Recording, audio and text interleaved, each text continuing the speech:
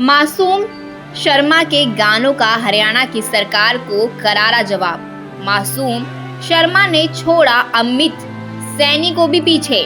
जी हाँ, मासूम शर्मा जिनके गाने जो हैं बैन हो चुके हैं, जिन्हें ट्रिगर किया जा रहा है, लेकिन अब उन्हीं के गाने की वजह से पूरे हरियाणा का नाम जो है वो रोशन हो रहा है। पूरे देश में हरियाणा की जो है वो तारीफ हो रही है।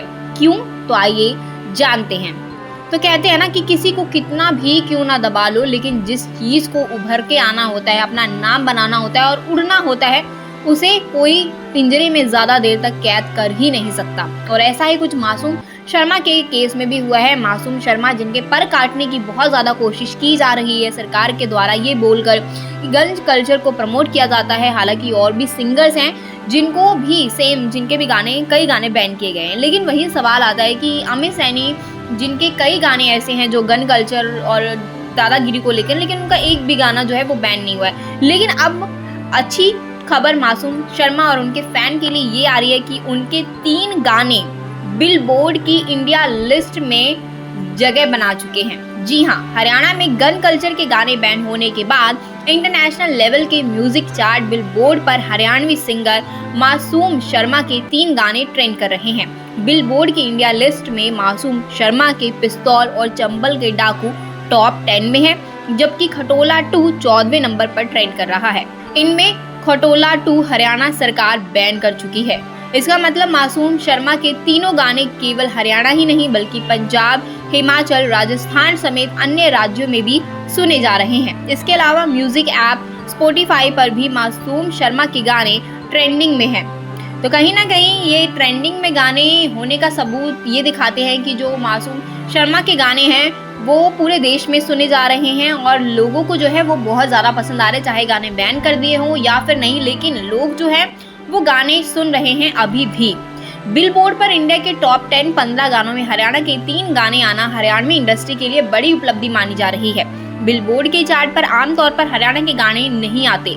बिलबोर्ड पर बॉलीवुड के गानों का ही कब्जा रहता है। पिछले साल हरियाणवी सिंगर डांडा न्योलीवाला का रशियन बंदाना गाना टॉप 20 में आया था। पंजाबी सिंगर सिद्धू मूसेवाले का गाना वॉच आउट बिलबोर्ड की कैनेडियन लिस्ट में 33वें स्थान पर पहुंचा था।